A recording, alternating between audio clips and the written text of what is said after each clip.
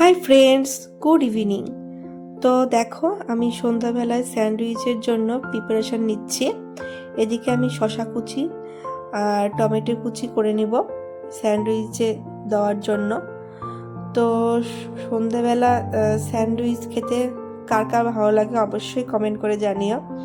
তো আমার তো স্যান্ডউইচ খেতে খুব ভালো লাগে, এবং স্যান্ডউইচ মানে মানে স্যান্ডউইচটা হেলথের জন্য খুব ভালো।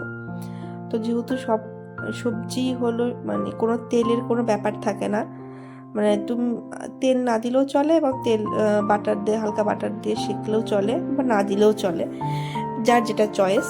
তো আমি এখানে হয়তো হালকা বাটার দিয়ে সেঁকবো।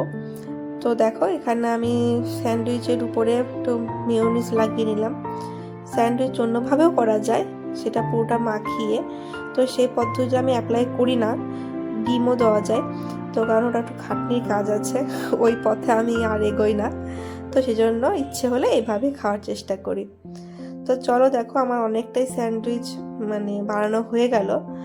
তো এবার আমি শুধু সেঁকে নিব। তো সেঁকে নিলেই হয়ে যাবে।